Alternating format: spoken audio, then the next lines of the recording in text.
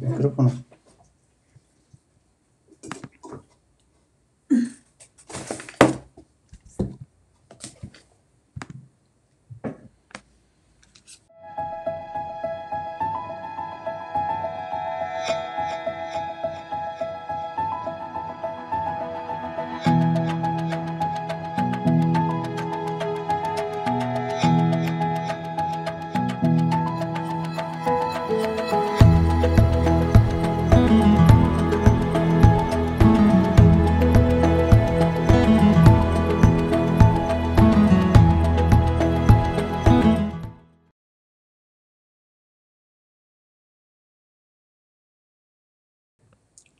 Muy buenos días, amigos, muy buenos días, les saludamos en este lunes 10 de agosto del año 2020. La saluda desde este espacio de No Apto para Cínicos. Ya saben que les saludamos,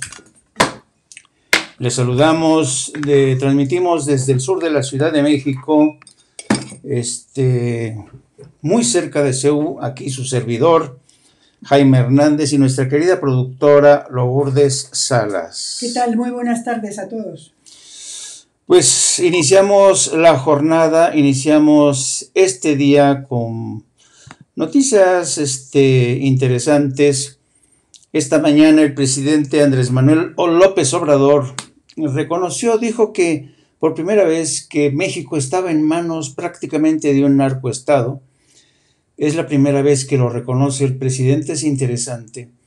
Al referirse a todos estos casos que están relacionados con las investigaciones de el expediente abierto contra García Luna, bueno, el encauzamiento y el procesamiento del exdirector de Seguridad Nacional, García Luna, y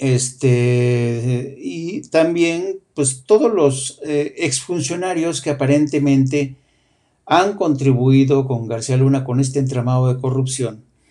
Y el presidente dijo, pues esto demuestra que yo me resistía a creer que estábamos en manos de un narcoestado, pero lo cierto es que sí, que estábamos en manos de un narcoestado, y que la fiscalía tendrá que actuar en consecuencia para evitar este tipo de situaciones complicadas, de abusos.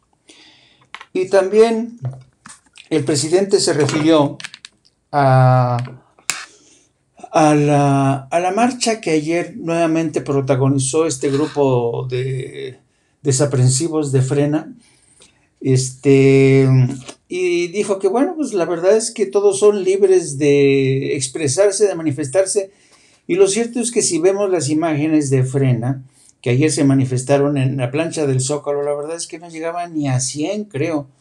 Estaban más rodeados por medios que por otras cosas, y volvió a arremeter contra medios de comunicación como el Diario Reforma, el Universal, porque insisten en presentar información que está falseada.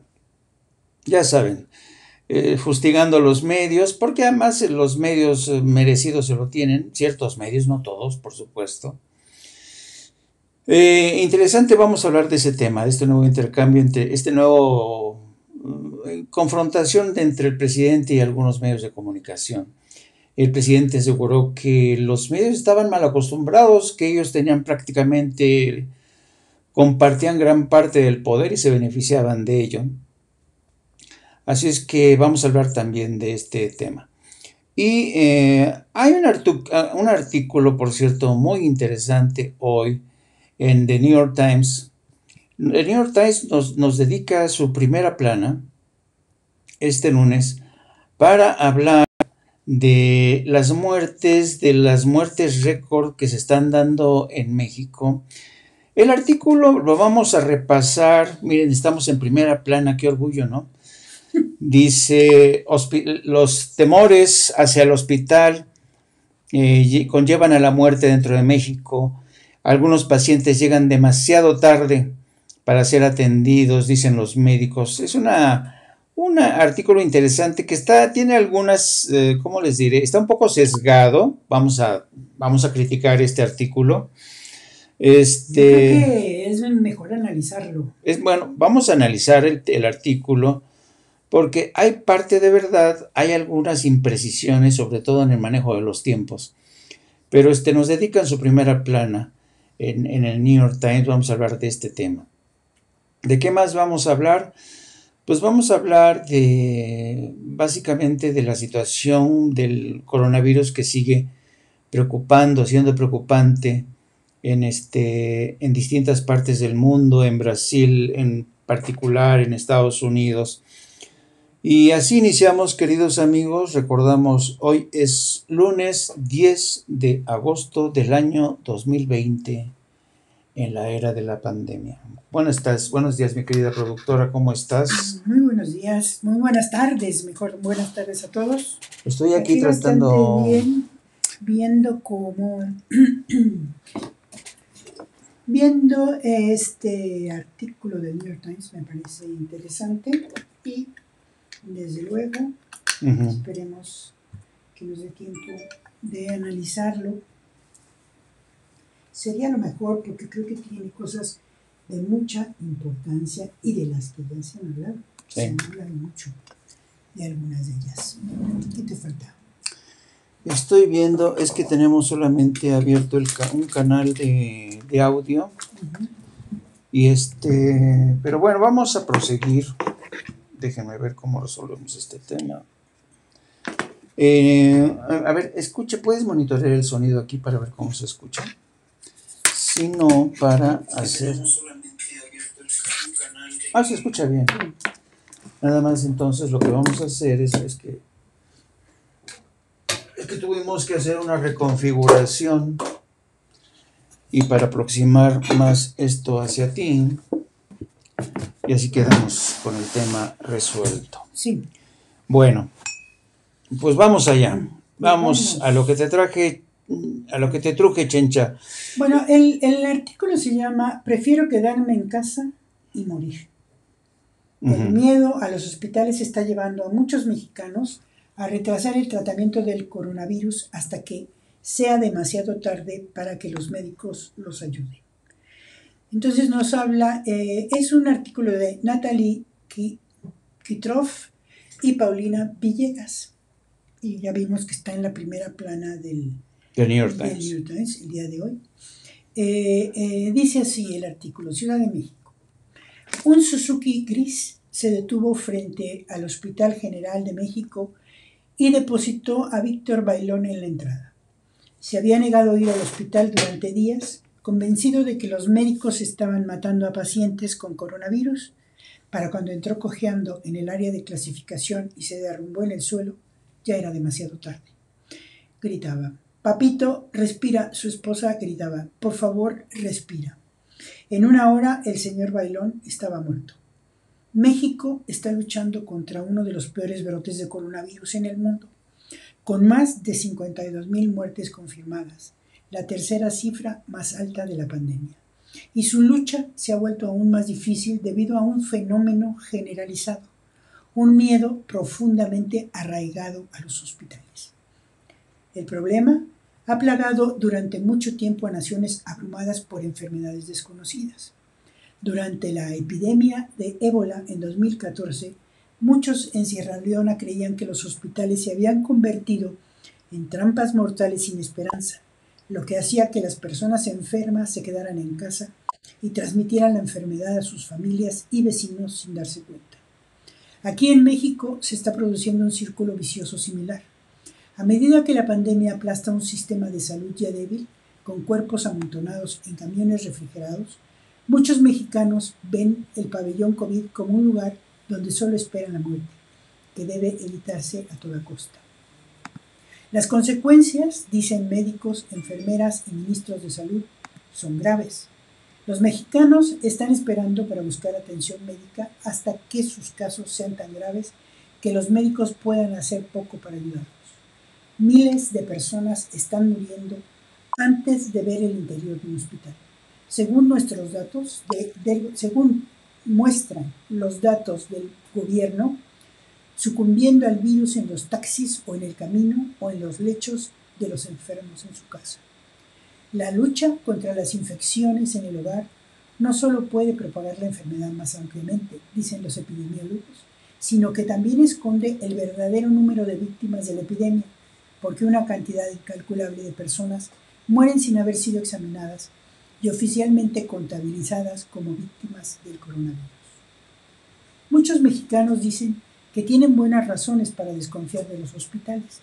Casi el 40% de las personas hospitalizadas en casos confirmados del virus en la Ciudad de México, el epicentro del brote del país, terminan muriendo, según muestran los datos del gobierno, con una alta tasa de mortalidad incluso cuando en comparación con algunos de los peores puntos calientes de coronavirus en todo el mundo. Durante el pico de la pandemia en la ciudad de Nueva York, menos del 25% de los pacientes con coronavirus murieron en hospitales, según han estimado los estudios. Si bien la estadística puede ser imprecisa debido a las pruebas limitadas, los médicos e investigadores confirmaron que un número sorprendente de personas está muriendo en los hospitales de México. Durante un aumento de casos en mayo, casi la mitad de todas las muertes por COVID-19 en los hospitales de la Ciudad de México ocurrieron dentro de las 12 horas posteriores a la admisión del paciente, dijo la doctora Oliva López Arellano, ministra de Salud de la Ciudad de México. En los Estados Unidos, las personas que murieron por lo general pasaron 5 días en el hospital. Los médicos dicen que más pacientes sobrevivirían si buscan ayuda antes. Retrasar el tratamiento, argumentan, simplemente conduce a más muertes en los hospitales, lo que genera aún más miedo a los hospitales. La desconfianza es tan pronunciada que familiares de pacientes en Ecatepec, municipio fuera de la Ciudad de México, irrumpieron en un hospital en mayo agrediendo a sus empleados. Se filmaron junto con las bolsas de cadáveres y dijeron a los periodistas que la institución estaba matando a sus seres queridos. Después de ver videos de lo que le sucede a las personas dentro de los hospitales, al diablo con eso, dijo el hermano de Bailón, José Eduardo, quien recientemente había pasado 60 días en su casa recuperándose de su propio ataque con el que él cree fue el coronavirus. Yo prefiero morirme en casa que quedarme en. Pero muchas personas que mueren en sus hogares en México o incluso en el camino al hospital nunca se hacen la prueba del virus, por lo que no se cuentan como víctimas del coronavirus. En cambio, caen en un agujero negro estadístico de muertes que no están oficialmente vinculadas a la pandemia. Incluso, según el recuento oficial, México ya ha sufrido más muertes por coronavirus que cualquier otra nación, excepto Estados Unidos y Brasil. Y el gobierno dijo recientemente que durante un periodo de más de 3 meses esta primavera, hubo 71,000 muertes más de lo esperado en comparación con años anteriores. Una indicación de que el virus se ha cobrado muchas más vidas de lo que sugiere el recuento oficial. Para aumentar la confusión, los líderes políticos aquí, como en muchos países, han sembrado dudas sobre el virus y la necesidad de buscar atención médica. El presidente sumamente popular, Andrés Manuel López Obrador, dijo que usa amuletos religiosos y su conciencia limpia para protegerse contra el coronavirus y ha abogado por combatir la pandemia en casa con la ayuda de las familias en lugar de en los hospitales. Casi el 70% de los mexicanos dijeron que se sentían inseguros al llevar a sus seres queridos al hospital durante la pandemia en una encuesta publicada el mes pasado. Un tercero dijo que preferían cuidar a sus familiares ellos mismos. Ahora, los principales funcionarios de salud del país han comenzado a suplicar a los mexicanos que dejen de resistirse a la atención médica. Es muy importante que la atención tardía no contribuya a la muerte, dijo Hugo López-Gatell, el funcionario de salud que lideró la respuesta del país al virus en una conferencia el mes pasado. Por favor, vayan temprano a los hospitales, especialmente a las personas que están en mayor riesgo. Muchos desconfían de los costos que conlleva esta estadía en el hospital y en un país asolado por una corrupción gubernamental desenfrenada, la desconfianza fundamental hacia las autoridades a menudo se extiende a los médicos y enfermeras de los hospitales públicos. En el Hospital General de la Ciudad de México, donde murió el señor Bailón, aumentaban las sospechas. Nadie había querido venir al hospital, un lugar que parecía tragarse a sus seres queridos y dejarlos fuera, con pocas actualizaciones para calmar los nervios. Solo tenían una teoría sobre la causa real del virus y la destrucción que había desatado. Modesto Gómez, cuya esposa estaba adentro, escuchó que el gobierno estaba dejando morir a los ancianos por el virus porque tenían pensiones caras. Héctor Mauricio Ortega, cuyo padre fue intubado allí con una infección de COVID, dijo que creía que los médicos estaban infectando deliberadamente a las personas con el virus, porque los países tienen una cuota de personas que deben morir cada año. Raúl Pérez se despertó presa del pánico en los bancos de la entrada. Era su 16º día durmiendo allí después de que su hermana se sometiera a una cirugía cerebral. Dijo que había conocido a 7 familias de pacientes que habían acudido por otra enfermedad y luego habían muerto por el coronavirus. La gente piensa que tal vez les están inyectando algo o los están matando allí, dijo. Pérez no creyó los rumores al principio, pero luego los médicos le dijeron que su hermana, que todavía estaba intubada después de su cirugía cerebral, había dado positivo por coronavirus. Ahora estaba frenético. Llamaba a todos sus familiares y les decía que el hospital quería que su hermana muriera. Están permitiendo que la gente se infecte, dijo. Solo quieren deshacerse de un paciente más. El doctor López-Gatell dijo que los rumores de prácticas médicas maliciosas se habían generalizado. Los médicos supuestamente estaban robando el líquido de las rodillas de las personas o intercambiando los datos de sus huellas dactilares, obteniendo las lecturas del oxímetro. Hubo una gran campaña de noticias falsas que difundió rumores de que los trabajadores de la salud estaban atacando a las personas dentro de los hospitales, beneficiándose de su muerte. El doctor Ernesto Nepomuceno dijo que en su clínica en Iztapalapa, un barrio pobre de la Ciudad de México, los médicos realizan lecturas del oxímetro, que las muestran a los pacientes para confirmarles cómo están sus niveles de oxígeno y les aseguran que no están registrando datos personales. Tenemos que hacer grandes esfuerzos para que la gente se sienta cómoda, dijo el doctor Nepomuceno.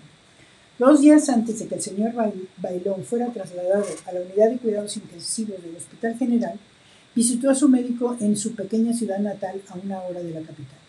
Sus niveles de oxígeno eran bajos, pero le rogó a su esposa Fabiola Palma Rodríguez que no lo llevara al hospital.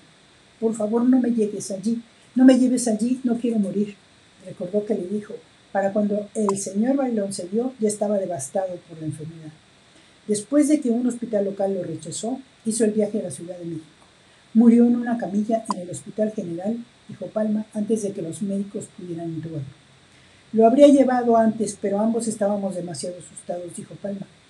Es tan injusto, lo llevé vivo y lo traje de vuelta a casa muerto el mismo día. Aurora Arzate Nieves falleció el mismo día que el señor Bailón en el mismo hospital, unas 30 horas después de su ingreso. La matriarca de una familia mexicana muy unida, la señora Arzate, de 83 años, era conocida por su plato de mole verde y su fuerte voluntad. Sus hijos prácticamente tuvieron que arrastrarla al hospital.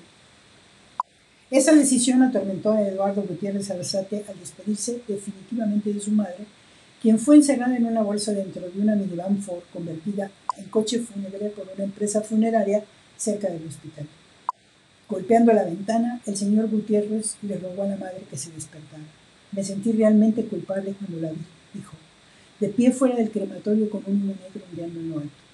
Tenía miedo de que todo lo que tuviera que ver con el coronavirus y los hospitales, donde estaría rodeada de gente deprimida en lugar de su familia. Le pedí en ese momento que me perdonara, dijo. Le pedí que me perdonara por haberla llevado al hospital.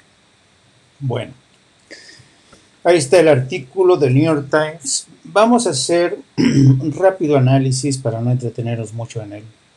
Bueno, el título es Prefiero quedarme en casa y morir. El miedo a los hospitales está llevando a muchos mexicanos a retrasar el tratamiento del coronavirus hasta que sea demasiado tarde para que los médicos los ayuden. A ver un momentito. Lo que pasa es que estoy triangulando una cosa tantito.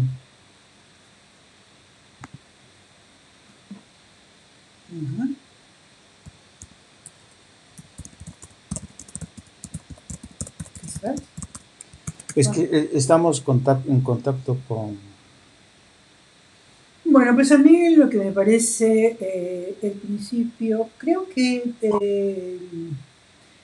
A mí se me hace una buena crónica. Hay algunas cosas que están sesgadas, ¿no? Podría ser, por ejemplo, que el presidente López Obrador en algún momento eh, nos mostró sus detentes y sus estampitas y todo esto muy al principio de la pandemia. Creo que fue un resbalón que no debió de haber pasado, pero sabemos que posteriormente ya no volvió a utilizar a esgrimir ese tipo de armas espirituales, ¿no? Ujú. Para que la gente se sintiera menos, que tuviera menos miedo, pues, que se sintiera un poco más segura ante lo que se veía venir. Y sí, yo pienso que fue un resbalón, pero no se volvió a hablar de ello y ya no se ha vuelto a mencionar. Y fue criticado y creo que eh, mucho por lo que le dijeron, lo que comentaba la gente, pues ya no volvió a sostener esa idea, ¿no? Pero aquí se vuelve a retomar. Eh, y además, esto de que estamos entre los 3 peores brotes de coronavirus en el mundo por el número de muertes confirmadas, no se puede rebatir. O sea, son números, están, y lo vemos ahora mismo, quienes llevan la contabilidad, todas las universidades que llevan la Bueno, contabilidad, pues están ahí, a ver, básicamente. yo creo que el artículo hace una composición de escena más o menos apegada a la realidad, Pues o muy apegada a la muy realidad, apegada a la pero realidad.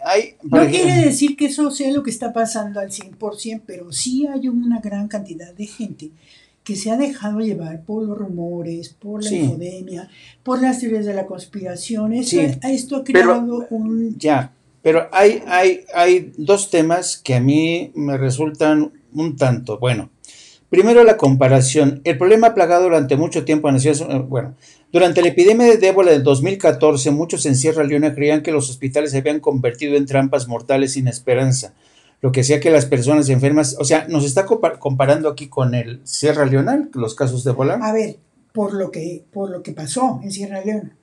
En Sierra Leona se corrió también el rumor de que en los hospitales te estaban matando, Sí, de que en los hospitales estaban inoculando el ébola.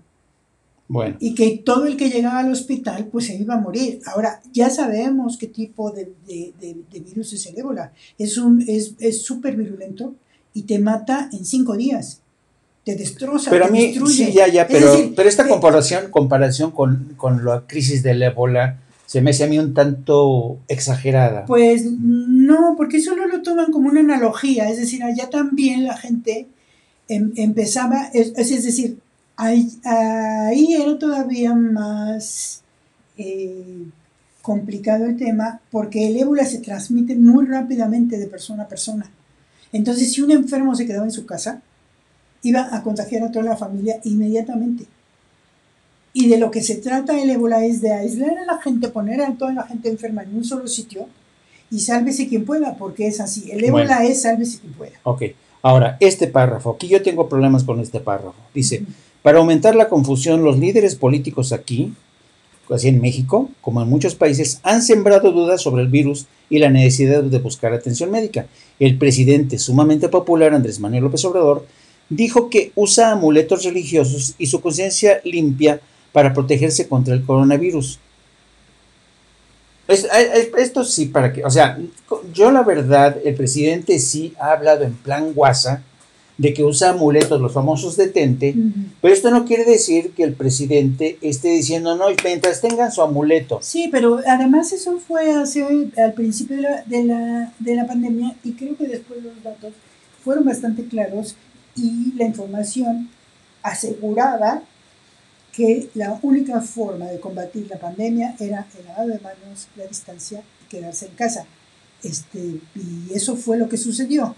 Ahora, creo que es un punto que se le está cobrando a López Obrador todas las veces que sean necesarias, porque así es el tema. Es decir, usted empezó por no tomarse en serio esto. Como el cubrebocas. Como el cubrebocas, ¿no?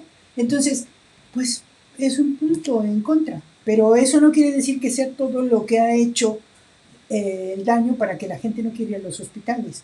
Creo que el daño lo ha hecho la infodemia. El daño es, o sea, es decir, a veces parece que la gente está hablando de chacoteo, de un montón de cosas, y la gente distribuye un montón de infodemia entre sus familiares, sus parientes y todo lo demás. Sí. Y es lo que hemos hablado muchísimas veces. La gente que tiene poca información, que le llega poca información, se informa a través de Facebook, se informa a través de sus familiares, se informa a través de WhatsApp, y ahí es donde se envilece mucha de la información. Y por eso se pide, si tú vas a enviar un tipo de información que no te queda claro o que no tiene una fuente clara, mejor no la reenvíes, porque no sabes hasta dónde va a ir a caer. A lo mejor le va a caer a la persona que menos información tiene y que se va a creer esa historia. Es decir, es mucho más fácil. Lo que tienes que hacer es enviar la información que sale de las fuentes oficiales y se acabó. Sí, porque... Es decir, porque ahorita estamos viendo, por ejemplo, hemos estado haciendo análisis de toda la locura que ha hecho la infodemia en Estados Unidos y en Alemania, ¿no? Y son exactamente las mismas tonterías que llegan hasta acá. Y que ni siquiera la gente tiene claro que salen de la ultraderecha norteamericana y de la ultraderecha alemana y supremacista. Entonces, todo esto que te dicen que el Bill Gates, todo lo que te dicen contra las vacunas, toda esta gran propaganda en contra de la Organización Mundial de la Salud, que si te pones a analizar todo lo que dice Trump, pues es que Trump lo que quiere es acabar con todas las instituciones internacionales, empezando por la OTAN. Bueno, ok. Este párrafo que a mí no sé, a mí por lo menos me distrae la atención. Sí, que esto, lo que te acabo de leer, para aumentar la confusión, los líderes políticos aquí en México, como muchos países, han sembrado dudas sobre el virus y la necesidad de buscar atención médica.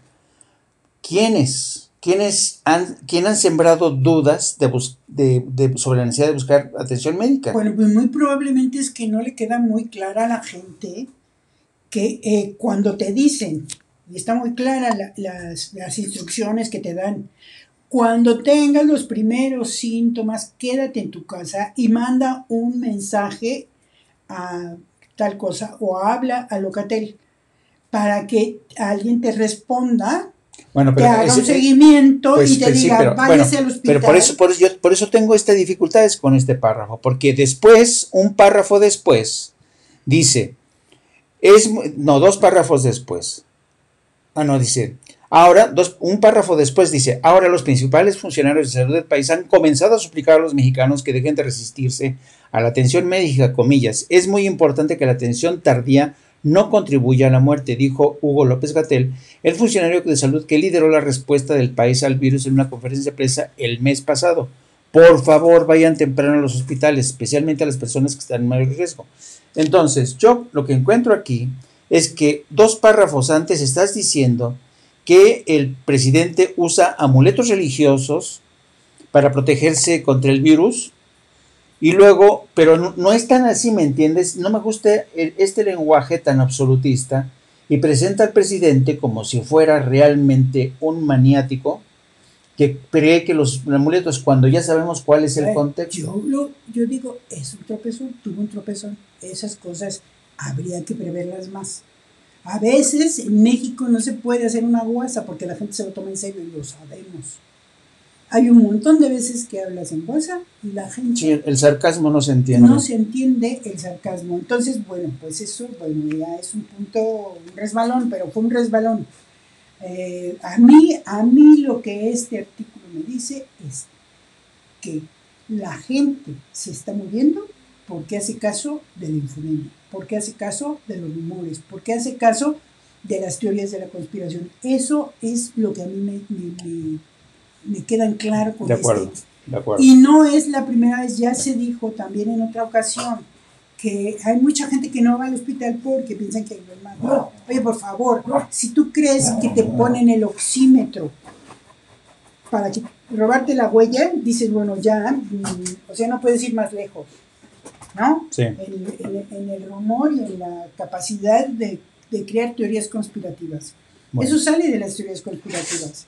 Pues, vamos... Yo les digo teorías conspiranoicas, porque la verdad... Sí. Bueno, vamos a saludar a nuestros amigos que los tenemos aquí. Por favor, denle like, por favor, eso nos ayuda muchísimo.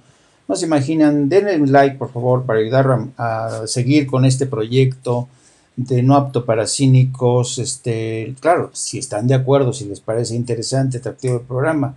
Si no, no pasa nada, pero les agradeceríamos que nos den su like.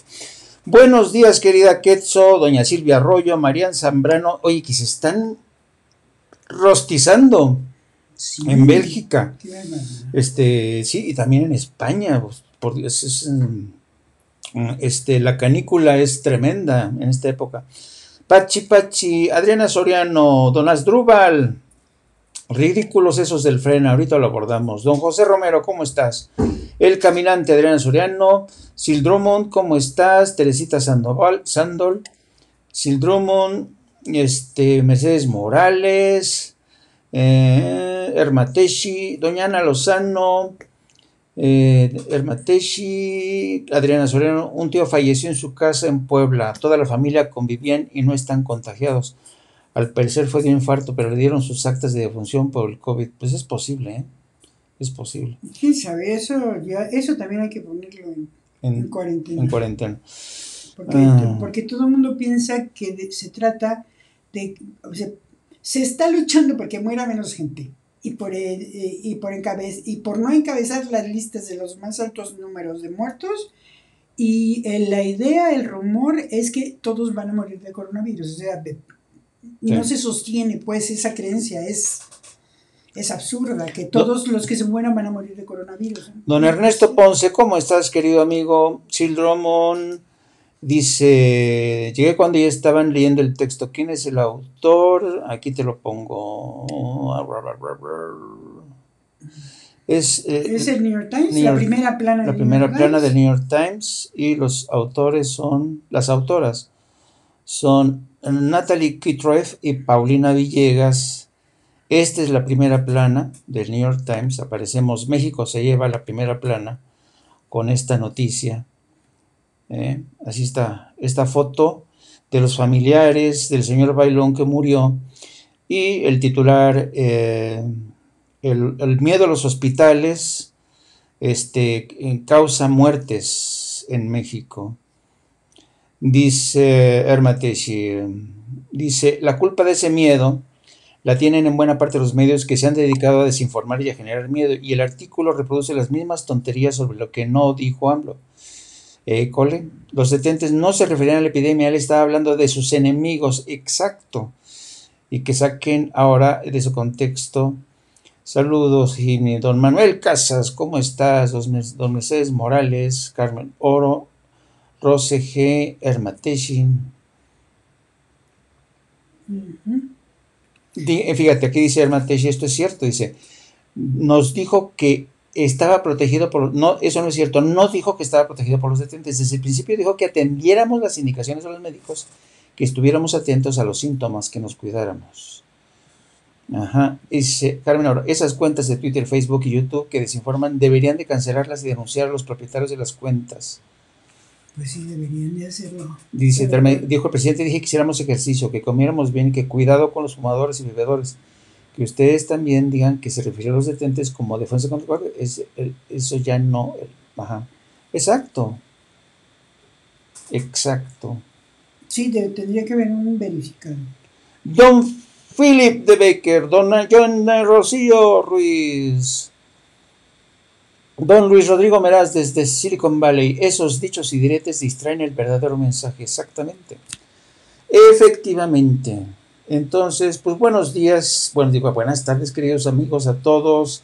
Den su like, por favor. Den su like, si les gusta, y si no, se van a enterar. Hay un Dios.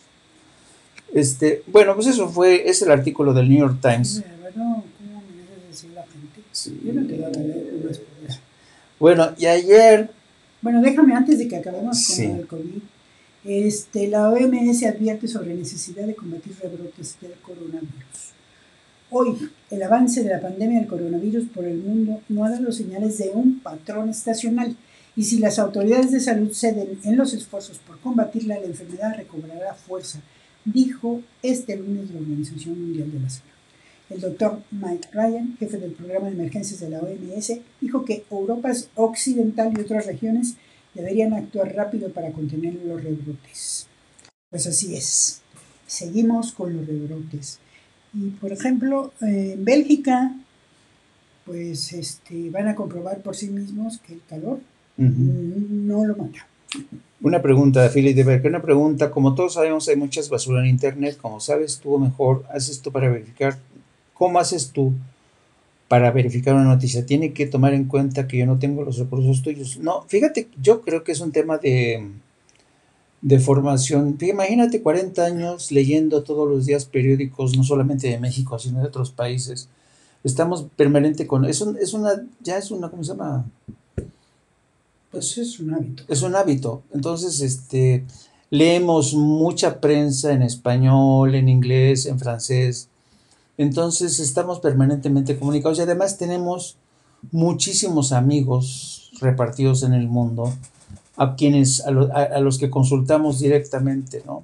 Si tenemos alguna duda de España, platicamos con un amigo en España. Si tenemos algún amigo en Bruselas, platicamos con amigos en Bruselas, o en Alemania, tenemos muchos amigos en Alemania. En Estados Unidos también. O sea, cruzamos, básicamente es el viejo, no es que exista una metodología nueva, es el viejo hábito de separar el grano de la paja. Es muy viejo, pero así funciona el periodismo. No es que ahora, claro, ahora es más fácil hacer esto y hacerlo a mayor velocidad porque tienes más recursos, tienes Tienes buscadores, tienes incluso las agencias informativas. Sí, y además ya sabes qué periódicos son serios y quiénes no. Si un youtuber, que no tengo nada en contra de los youtubers, pero si un youtuber salta algo, yo inmediatamente lo pongo en cuarentena. ¿Por qué? Porque a veces los youtubers son demasiado rápidos a lanzar algo y a veces confunden, generan mucha confusión. Yo cuando lanzo algo es que ya lo tengo contrastado, verificado, y este es un hábito que me surgió después de muchos años de práctica como periodista, porque cuando tú trabajas para medios serios te acostumbras a verificar una noticia. Decía, como decía un viejo periodista, si te mentaron la madre, verifícalo, porque a lo mejor no es cierto, o a lo mejor no tuviste madre, o a lo mejor, ¿me entiendes? Ese es un viejo dicho y ya es una formación. Sí, pero yo creo que hay una forma muy sencilla de verlo. Hay noticias que son sumamente escandalosas cuando se riegan por las redes. Entonces saltan rapidísimo y se empiezan a viralizar. Llegan muy rápido a mucha gente. Pero cuando te vas a la fuente, o sea, cuando dices, bueno, ¿quién lo dijo? Pues lo dijo el periódico fulanito de tal. Te vas a ese periódico y es un periódico que, pues en su casa lo conocen y le hablan de tú, pero no tiene ninguna fuente precisa. Y entonces, si solamente monitoreas 2 o 3 periódicos de tu máxima, a los que les tienes credibilidad, 2 o 3 periódicos. Si esos 2 o 3 periódicos a los que tú les tienes credibilidad, porque sabes que no te engañan, porque saben que hacen un buen trabajo, que los hay, y hay muchos periódicos muy buenos en todo el mundo y en cada país. Entonces, si esos periódicos no llevan esa noticia, es que esa noticia no existe. Porque cualquier noticia que sea abrumadoramente impresionante o sí, que te llama muchísimo la atención o que te cuenta una historia muy, muy fuerte, si no los llevan esos periódicos, quiere decir que alguien te quiere tomar el pelo. Sí. Entonces, si tu periódico en el que más confía no lo lleva, entonces ponlo en cuarentena hasta que puedas verificarlo, o que tu mismo periódico lo verifique. Es decir, Es lo mejor. Por ejemplo, las teorías conspirativas sabemos de dónde salen. Salen de fuentes ultraderechistas. Por ejemplo, de QAnon o Breitbart News. Breitbart News. O AON. AON. Esas entonces se riegan por todo el mundo muy rápido. Si la única... si la noticia en la que estás leyendo o creyendo tiene esas fuentes, entonces da por cierto que eso no existe. Ya. Que eso no es verdad. Es, por ejemplo, este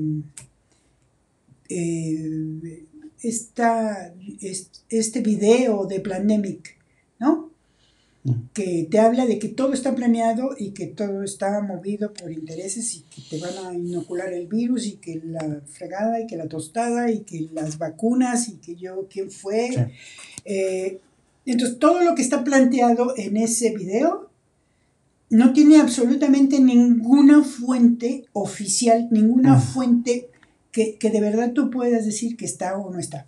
Okay. Entonces, bueno, es muy fácil evitar caer en... Sí. Aunque a pesar de lo que dice Hildy, luego tenemos... Es que es un tema muy complejo. El creciente flujo de información en los medios y en las redes sociales, en lugar de mantenernos más informados, nos está desinformando. Y muchas veces tiene que ver con muchísimos factores. Les voy a poner un ejemplo rapidísimo, a ver si me entienden. A ver, por ejemplo, a partir de una pregunta que haya puesto alguien, Sil Drummond dice, ayer hubo un tiroteo en Washington, 21 heridos y un muerto hasta donde se supe. ¿Esto no debería ser noticia en la Tierra de la Libertad? Pues efectivamente. Vamos a revisar la primera plana del Washington Post, ¿no? Que es el diario de la capital. Es el periódico que mejor cubre la capital. Miren lo que tiene en su primera plana. ¿Viene aquí? No. Y no. Lo que uno tiene que hacer entonces para comprobar si efectivamente ha ocurrido es que se tiene que hacer una búsqueda más a fondo y entonces se va uno a la información del Distrito de Columbia y a Virginia. Y entonces aquí ya está.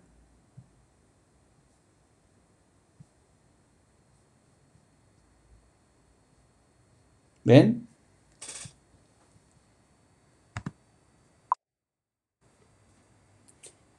Fíjense, al menos 20 personas heridas, pero solamente hasta que uno se va a la sección de interiores de locales. Entonces, depende de tantas cosas. ¿Por qué no lo llevan en su primera plana? O sea, son temas que uno dice, ¿qué onda? Es que no todas las cosas pueden estar en primera plana. Ya, pero también eso te habla de que ¿cómo se llama? Las gentes que son balaceadas o baleadas se han convertido ya en tan habituales que han dejado de colgarse rápidamente hasta la... Ya, sí, mataron a otros 10. De verdad es que es increíble lo que pasa en Estados Unidos. Bueno, también pasa aquí. También pasa aquí, es decir, si nosotros solo leemos las primeras planas de nuestros periódicos, tampoco nos vamos a enterar de un montón de cosas. Tenemos que ir a la sección de ciudad o metropolitana o lo que sea para enterarnos cómo están las cosas en Tepito o en Iztapalapa o lo que sea. Es decir, yo creo que lo impresionante es que en el momento en que dejamos de leer periódicos se nos olvida que tienen secciones y se nos olvida que hay un mundo de información dentro de cada periódico. Bueno, pues vamos ya a saltar a nuestro próximo tema, si no nos vamos a quedar atorados ahí. Y tiene que ver con lo que dijo el presidente hoy, esta mañana. Dice, los medios belgas son muy ñoños, descubro más cosas con ustedes y por internet. Fíjate que esa misma impresión tenía yo, María, cuando estuvimos en Bruselas. Bueno, Pues vamos a lo que dijo el presidente esta mañana. Bueno, básicamente le preguntaron al presidente sobre esta historia que la sacó la periodista Anabel Hernández de que varios colaboradores de García Luna siguen incrustados en el aparato de gobierno, ¿no? Y entonces el presidente respondió así, dijo, pues lamentable, yo pensaba que antes cuando hablaban de un narcoestado, pues pensaba que no, pero ahora que veo las cosas cómo se están comenzando a dar, pues ahora sí creo que había un narcoestado. Es la primera vez que yo escucho al presidente reconocer que había efectivamente un narcoestado en México. Escúchenlo. No va a haber impunidad y se va a castigar a todos los responsables. El secretario de Seguridad Pública, Alfonso Durazo, tiene instrucciones desde hace meses de que no se permita que trabajen en el actual gobierno personas que se hayan desempeñado durante el tiempo en que García Luna fue secretario de Seguridad Pública, en el tiempo que él estuvo como funcionario, porque es un asunto realmente vergonzoso el que actuara como secretario de Seguridad Pública del gobierno federal y al mismo tiempo protegiera a una de las bandas del crimen organizado, como está quedando de manifiesto. Imagínense en qué situación estaba el país. Llegó a hablarse de un narcoestado y yo sinceramente en ese entonces pensaba de que no era correcto clasificar de esa manera al Estado mexicano. Pero luego, con todo esto que está saliendo a relucir, pues sí, se puede hablar de un narcoestado, porque estaba tomado el gobierno. Quienes tenían a su cargo combatir a la delincuencia estaban al servicio de la delincuencia. Efectivamente, efectivamente. Es decir, dice María Zambrano, antes estaba prohibido decir narcoestado y era más real que el enriquecimiento de Slim. Y es cierto, es cierto. Y fíjense que yo creo que lo que dice el presidente, yo me acuerdo, hombre, yo estuve, más de 13, 14 años en Washington, cuando las palabras que ponían al gobierno de México así, cuando nos decían que éramos un estado fallido o que éramos un narcoestado. Presidencia se molestaba, enviaba, le decía al embajador o embajadora, por favor, le enviaban una nota diplomática, esto no es cierto. Pero todo el mundo era tan real, y desde la época de Carlos Salinas de Gortari, su hermano Raúl Salinas de Gortari fue el primero en asociarse a los cárteles de la droga. Yo me acuerdo que cuando fui a entrevistar a este fiscal suizo que hizo una investigación en México sobre las cuentas de Raúl Salinas de Gortari, que después finalmente las recuperó, ¿se acuerdan que su mujer andaba ahí con un pasaporte falso en Suiza tratando y se lo detuvieron, se lo retuvieron? Bueno, yo me acuerdo que este fiscal suizo me contaba, después de terminar la investigación, fui yo a Ginebra, le hice una entrevista y me dice, nunca he aprendido más sobre el narcotráfico, pero en México es impresionante. Y me platicaba cómo el hermano de Carlos Salinas de Gortari, Raúl, creó el sistema de los semáforos. Ellos daban instrucciones, se ponían de acuerdo con el ejército. Semáforo verde, pueden aterrizar las avionetas que venían desde Colombia con cargamento. Aterrizaban en México y volvían a despegar. Desde entonces ya estaba penetrado el Estado. Era un narcoestado. Y como dice María Zambrano, eso era más cierto que lo de que lo del reenriquecimiento de Slim. Esos Salinas son para México peor que el COVID, efectivamente. Entonces yo creo que sí, efectivamente, no nos hagamos tontos, había un narcoestado. Y esta es la primera vez que están empezando a salir los muertos del armario. Y yo creo que, pero fíjense que también me llamó la atención que en la conferencia de prensa de hoy, el presidente dijera que aún no hay encauzamiento ni contra Enrique Peña Nieto, ni contra Felipe Calderón. Digo, no sé si eso dice, hasta ahora no se investiga. Dice, el presidente López Obrador detalló que la unidad de inteligencia financiera que encabeza Santiago Nieto no investiga hasta el momento a los expresidentes Felipe Calderón y Enrique Peña Nieto, ya que la Fiscalía General de la República no lo ha solicitado.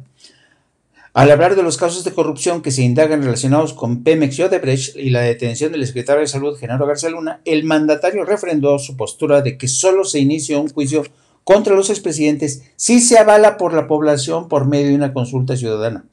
Pero aclaró que, comillas, lo que resulte de las investigaciones judiciales, eso ya no me va a corresponder a mí. Eso me llamó la atención. Lo que resulte de las investigaciones judiciales, eso ya no me corresponde a mí. Si en el caso de García Luna o de Emilio Lozoya están implicados los expresidentes, eso sería ya un caso estrictamente, un asunto estrictamente judicial. Está medio ambiguo, ¿no? Por un lado dice que va a ser el pueblo con su voto, pero por otro lado dice que una vez que se judicialice el caso, pues ya no le toca meterse a él, ¿no? Entonces, interesante este pronunciamiento del presidente e interesante que haya reconocido por primera vez que México era un narcoestado. Es el primer presidente que lo reconoce abiertamente. Es impresionante. A mí yo creo que vaya, es como si de repente sacudieran los libros de la historia reciente. A ver, ¿dónde están los intelectuales que nunca se atrevieron a decir esto? ¿Dónde están los Aguilar Camín? ¿Dónde están los Kraus reconociendo que México se había convertido en un narcoestado? Pues no. No podían decirlo. Exacto. Bueno, y ayer también, hoy también el presidente se refirió, ya saben que estuvo sus más y sus menos frente a los medios de comunicación, por lo que pasó ayer de estos tipos de frena, que la verdad vamos a dedicarles poco tiempo a los de frena, porque ya sabemos que son unos desenfrenados locos. Miren, esta es la cantidad de gente que se juntaron ayer en la plancha del Zócalo. Pues ahora sí podemos entrevistar a alguien más por aquí. Luego también trato de no acercarme tanto, amigos, porque si me acerco demasiado, muchas gracias a Roberto M por su superchat. Porque si me acerco demasiado y empieza la música, nos metemos en problemas por derechos de autor. Entonces también ahorita, como de repente están poniendo música, no podemos acercarnos mucho porque nos sanciona YouTube. Entonces no podemos acercarnos demasiado. ¿Qué tal, amigo? ¿Te podemos hacer una entrevista? Sí, ¿cómo no? Sí, muchas gracias. Hola, amigo, ¿cómo estás? Hola. Buen día. ¿Por qué viniste a manifestarte el día de hoy? Porque estamos convencidos que el señor López ha traicionado a nuestro país en muchos sentidos y que tiene la clara intención de implementar un régimen socialista en México. Ok. Para ti, ¿qué significa? Bueno, ese es lo que dijo este personaje, que no superaron más de 100. Y así así respondió el presidente. De justicia, tenemos a toda la chombada, a toda la sopilotada, buscando tener elementos para cuestionarnos, porque ni esto los detiene. En vez de actuar de manera solidaria, quisieran que nos fuera mal.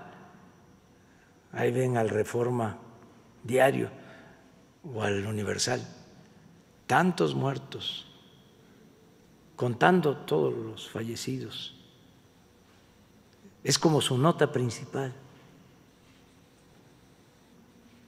O sea, el alarma ya se volvió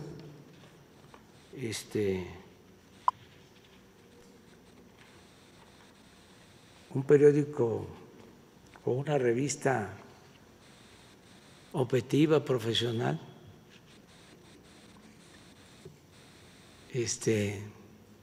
seria. Es lamentable que están buscando eso. Y lo mismo las radios, y las televisoras. Es lo primero. Ya México ocupa el tercer lugar en muertos en el mundo. Ayer perdieron la vida 300 mexicanos más. Ayer crecieron los infectados en un número de 5.200 personas. Y las columnas, los articulistas. Muy lamentable. ¿Por qué? Por lo que explicaba. No les gusta el cambio. Y mandaban. Era el cuarto poder, si no es que el primero. Y mucho negocio, mucho dinero. Entonces, por eso el enojo. ¿Pero qué le vamos a hacer? Si soltamos el presupuesto, no le va a llegar nada a la gente, se va a seguir quedando el dinero arriba para que nos saquen guapo en la televisión, que hagan buenos comentarios en la radio, articulistas, intelectuales orgánicos que recibían hasta $1 millón mensuales. Ahora ya no existe eso. Entonces, estamos confiando. Además, yo le tengo plena confianza al pueblo de México, de que es un pueblo inteligente, muy consciente, que no se deja manipular. Eso de ayer que les comentaba, de Televisa, yo fui opositor años.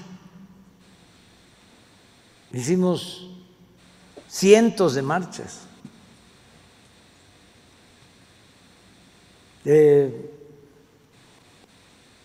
Llenábamos las calles.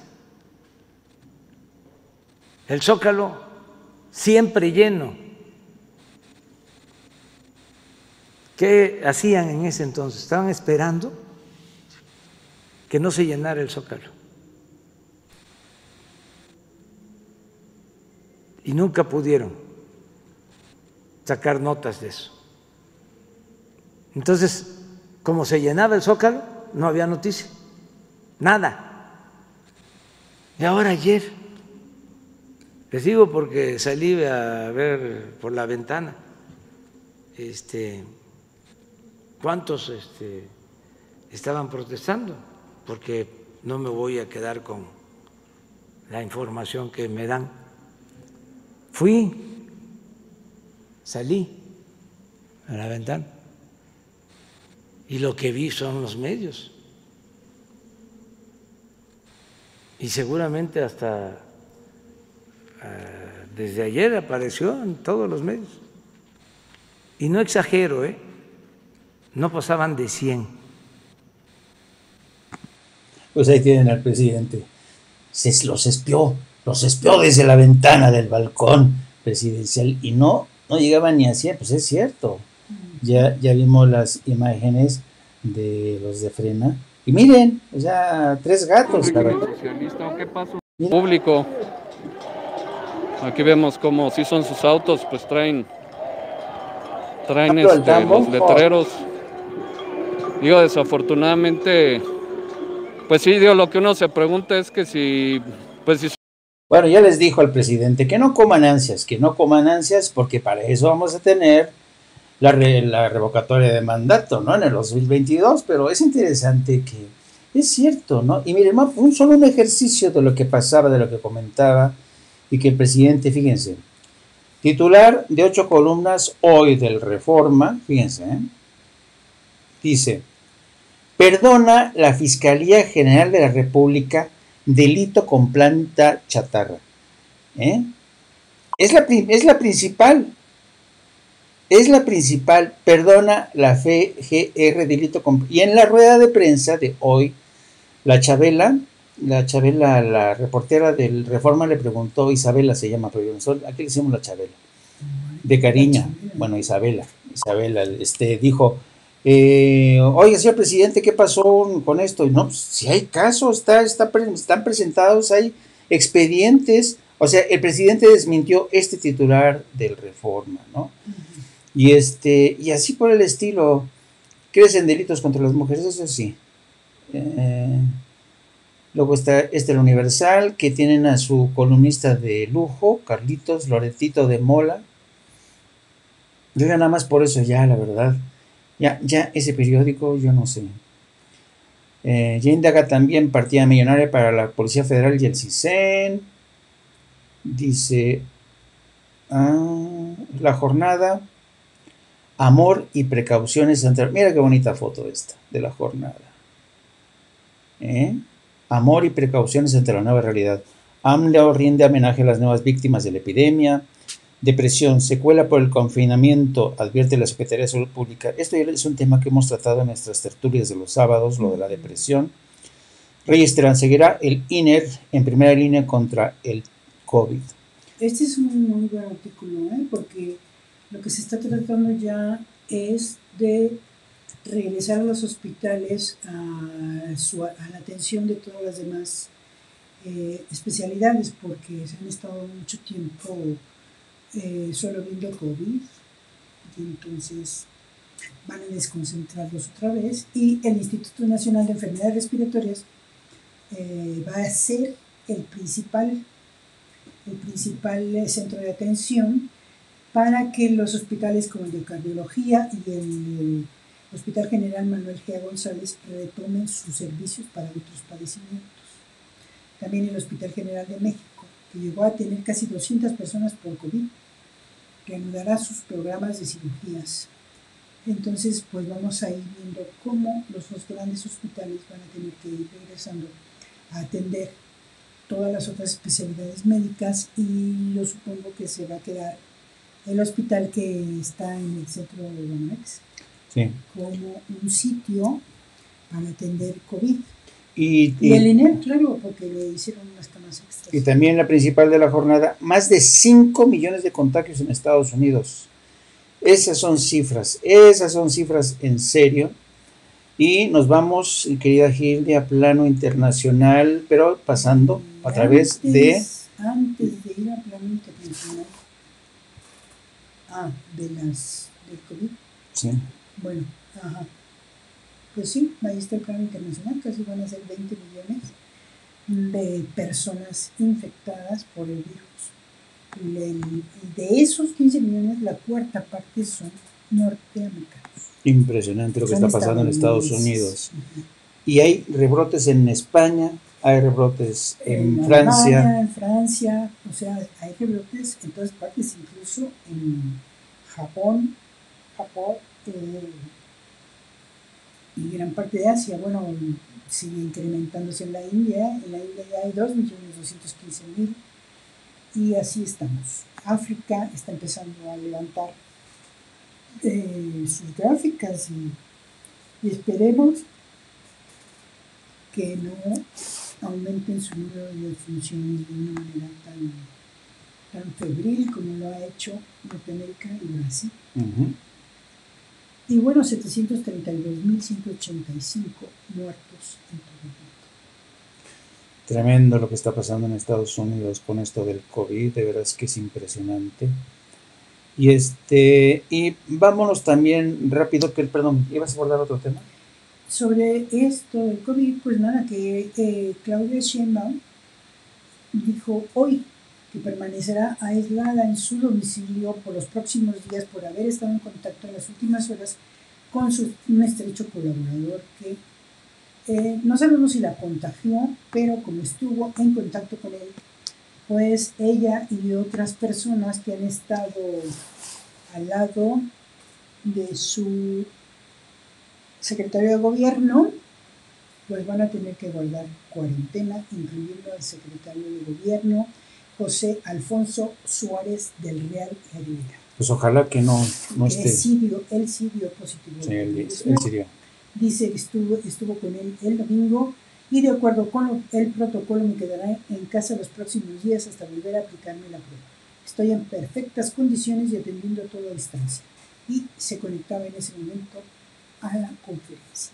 Bien, y vámonos rápido hacia Líbano, porque hoy el gobierno libanés ha renunciado, el primer ministro ha renunciado, el presidente Michel Aoun ha aceptado la renuncia de todo el del primer ministro y el gabinete, y solamente le ha pedido al gobierno que continúen en calidad de interino supervisando las labores de reconstrucción, de búsqueda.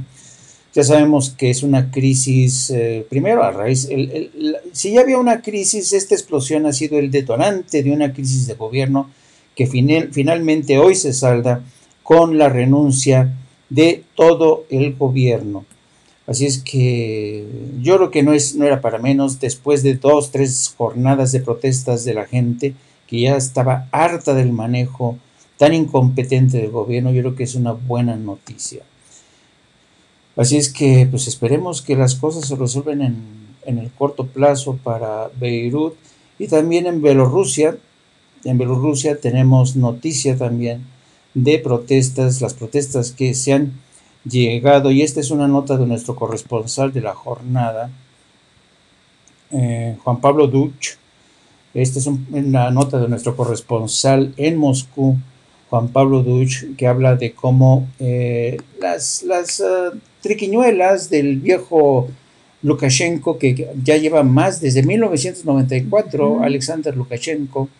Lukashenko ha sido un títere básicamente de Vladimir Putin, ha estado ahí, pero claro, es un régimen caracterizado por ser demasiado autoritario.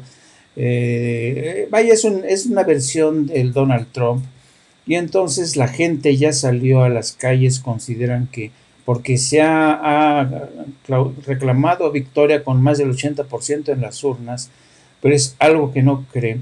Son de estas democracias que son más que nada una caricatura de democracia, porque están todavía bajo la égide, bajo la sombra de Vladimir Putin, que tiene aspiraciones para convertirse en zar de la vieja Rusia.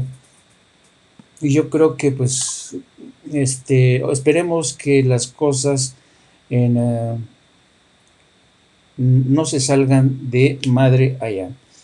Dice don Jaime, bien había usted advertido hace unos días acerca de que Líbano era un estado fallido y había cambios importantes. Efectivamente, pues ya lo estamos viendo. Ahora, la pregunta es, ¿hacia dónde van a llevar esos cambios? ¿Hacia dónde van a llegar esos cambios? Porque no se olviden que casi siempre en Líbano meten muchos la mano. Y ya sabemos que como ocurre cuando alguien trata de hacer un caldo de gallina, cuando entran en acción más de 5, 6, 7 chefs, echan a perder el caldo de gallina. Eso es lo que puede pasar, eso es el riesgo de lo que puede ocurrir en Líbano, teniendo en cuenta el interés de Siria, Irán, Francia, Rusia, Estados Unidos, Arabia Saudita. Y nada más he mencionado 6. Entonces, vamos a ver, ojalá que a los libaneses les vaya bien. Y mi querida productora, ¿tenemos algo que se nos queda pendientes? Pues no, yo tocaste el tema de Bielorrusia, que creo que es bastante importante, y recordar que las exportaciones de petróleo rusas atraviesan Bielorrusia hacia Occidente. Sí. Y durante mucho tiempo ha considerado Rusia a ese país como una zona de contención frente a la OTAN, y el propio Occidente ha tratado de atraer a Minsk, alejándolo de la órbita de Moscú. O sea que ahí hay un jaloneo. Va a estar interesante lo que pase en Bielorrusia. Las calles de la capital y de otras ciudades estaban tranquilas después de la violencia desatada el domingo por la noche, cuando la policía antidisturbios utilizó la fuerza para dispersar a esos manifestantes. Pues así están, no están nada fáciles, 25 años en el poder de este joven abuelo. No, es que es impresentable, es Alexander impresentable. Lukashenko. Y su victoria volvió a ser aplastante. Pues, yo creo que tiene la misma escuela de Putin. Putin también es logra que victorias aplastantes. tiene, son países que son gobiernos satélites de Rusia. Como tú bien dices, uno de los gasoductos y oleoductos pasan por ahí. Y la gente ya está harta de este personaje que es un dictadorzuelo. Y claro, como está a la sombra, ha crecido a la sombra de Vladimir Putin, pues nadie puede hacer nada contra él, ¿no? La esposa de uno de los políticos que han sido de la oposición está encarcelado, entonces ella misma se presentó a las elecciones, pero nada, y entonces ella está pidiendo una huelga general, un movimiento pacifista. Pero miren, aquí están las tropas del señor Lukashenko, que están en contra de esta gente. Sí, pues tenía Svetlana Tikhanovskaya. Fue su principal rival y solo se hizo con el 9.9, no llegó ni al 10%. Pero en días previos a la votación, las autoridades se encargaron de encarcelar a los rivales de Lukashenko y abrieron investigaciones penales contra muchos manifestantes. Y lamentablemente la última vez que fueron los observadores internacionales a evaluar esos comicios en Bielorrusia fue en 1995. Así es. A partir de entonces, todo en Minsk sucede de acuerdo a lo que considera el régimen.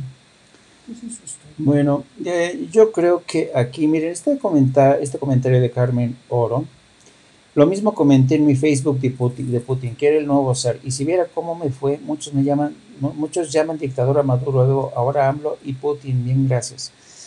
Yo creo que aquí, querida Carmen, es bien pertinente tu comentario en este contexto que estamos mostrando estas imágenes de Bielorrusia. Te voy a decir por qué.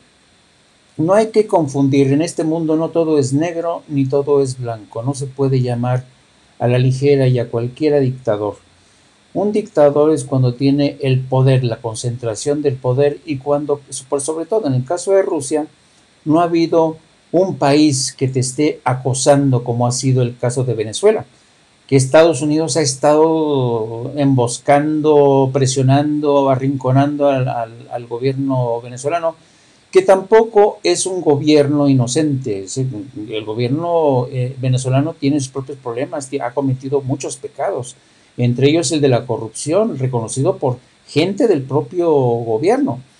Entonces yo creo que en este mundo estamos acostumbrados a simplificar, a reducir, y el reduccionismo siempre lleva a pésimas conclusiones. Entonces, antes de emitir un fallo, antes de comentar algo con criterios absolutistas, tan absolutistas, es primero tratar de entender lo que está ocurriendo, para entonces sí.